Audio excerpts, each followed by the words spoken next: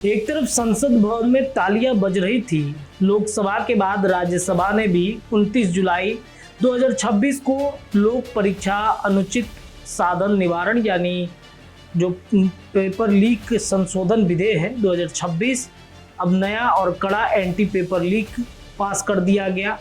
खुद प्रधानमंत्री मोदी ने वीडियो पोस्ट कर सख्त संदेश दिया कि अब पेपर लीक माफिया की खैर नहीं है। लेकिन ठीक इसी हफ्ते बिहार और झारखंड में जमीन पर कहानी कुछ और ही चल रही थी, जहां परीक्षा माफिया न सिर्फ सक्रिय हैं बल्कि नए नए तरीकों से एक के बाद एक परीक्षा में सेंध लगाते जा रहे हैं। तो सवाल यही है कि जब कानून इतना सख्त बन रहा है तो जमीन पर माफिया इतने बेखौफ क्यों नजर आते हैं। आज इसी विरोधाभास को समझते हैं। पहले जरा नए कानून को समझ लीजिए, जहां मौजूदा लोक परीक्षा अनुचित साधन निवारण अधिनियम 2024 में संशोधन किया गया है, जिसे और सख्त बना दिया गया है। नए प्रावधानों के तहत पेपर लीक करने वाले परीक्षा में अनुचित साधनों का इस्तेमाल करने वालों को कम से कम 5 साल और अधिकतम 10 साल की कैद हो सकती है। साथ ही भारी जुर्माना भी लगाया जा सकता है। संगठित तरीके से गिरोह बनाकर पेपर लीक करने वालों के लिए सजा और भी कड़ी रखी गई है।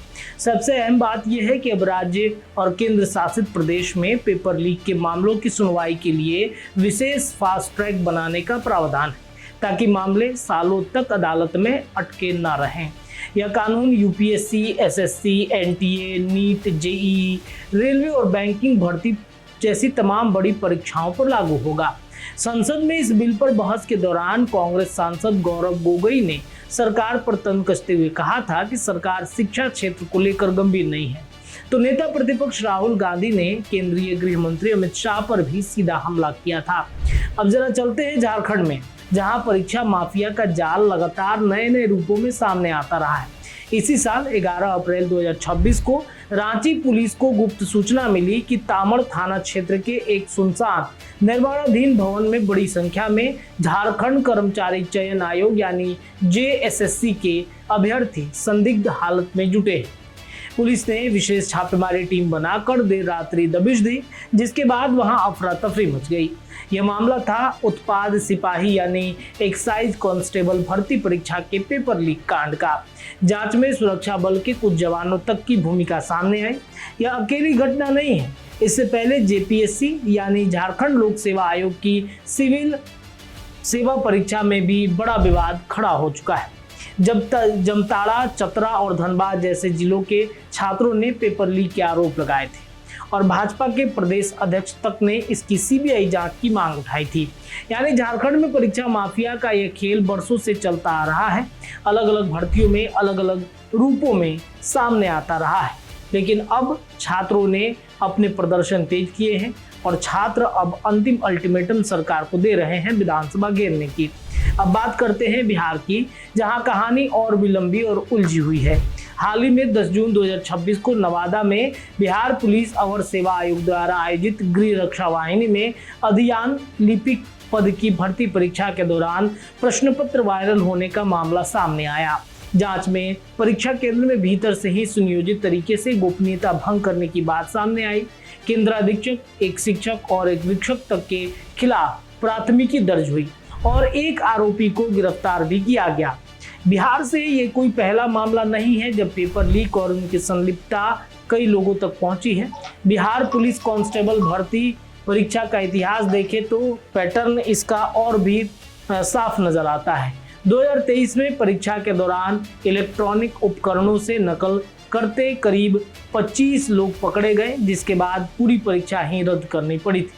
2024 के कांस्टेबल भर्ती परीक्षा में भी दूसरे दिन फर्जीवाड़े में 7 आरोपी गिरफ्तार हुए, जिसके पास से मोबाइल फोन और एटीएम कार्ड तक बरामद हुए थे। और यह तो सिर्फ कांस्टेबल भर्ती की बात है। 2024 का वो बड़ा नीट पेपर लीक कांड भी बिहार से ही जुड़ा हुआ था, जिसकी साजिश का केंद्र हजारीबाग का एक स्कूल और नालंदा का एक नेटवर्क बना था, जिसमें लाखों छात्रों का भविष्य दांव पर लग गया था। दिलचस्प बात यह है कि यह सिर्फ बिहार झारखंड तक सीमित मामला नहीं। हाल ही में 19 जुलाई 2026 को पंजाब पुलिस ने भी एक अंतर्राज्यीय हाईटेक चीटिंग रैकेट का भंडाफोड़ किया, जो फार्मेसी अफसर भर्ती परीक्षा से जुड़ा हुआ था। यानी परीक्षा माफिया किसी एक राज्य, किसी एक पार्टी की सरकार तक सीमित नहीं। यह पूरे देश में एक जैसी बीमारी की तरह फैला हुआ है। यही वजह है कि कुछ इलाकों में कुछ हलकों में सवाल भी उठता है कि अब नीट पेपर लीक पर देश भर में हंगामा मचा तो पंजाब और झारखंड के इन तमाम ताजा मामलों पर उतनी आवाज क्यों नहीं उठ सकी। यानी सवाल सिर्फ सरकार बनाम विपक्ष का नहीं है, बल्कि पूरी परीक्षा व्यवस्था की संधाड़ का है। अब सबसे बड़ा सवाल ये है कि क्या यह कानून सख्त वाकई में होगी, पूरे तंत्र को ये बदल पाएगी। कानून में सजा भले ही 10 साल तक की हो, फास्ट ट्रैक कोर्ट भले ही बन जाए, लेकिन जब तक जमीनी स्तर पर परीक्षा केंद्रों के भीतर बैठे केंद्र अधीक्षक, शिक्षक और वीक्षक जैसे लोग ही पेपर लीक की सुनियोजित साजिश में शामिल पाए जाते रहेंगे, तब तक सिर्फ ऊपर से सख्त कानून बना देना काफी नहीं होता है। असली चुनौती है परीक्षा केंद्रों की निगरानी, डिजिटल सुरक्षा, एंटी करप्ट प्रणाली और सबसे जरूरी हर स्तर पर जवाबदेही तय करना। जब तक छोटे स्तर के भर्ती पदों से लेकर बड़ी अखिल भारतीय परीक्षाओं तक हर जगह एक जैसी सख्ती और निगरानी नहीं बरती जाती, तब तक सिर्फ कानून की धाराएं बदलते भर से माँ बाप की गाढ़ी कमाई और छात्रों के वर्षों की मेहनत यूं ही बर्बाद होने से नहीं बचाया जा सकता है। तस्वीर साफ है, दिल्ली में कानून सख्त हो रहा है, लेकिन बिहार और झारखंड के परीक्षा केंद्रों के भीतर हकीकत आज भी वैसी ही डरावनी बनी हुई।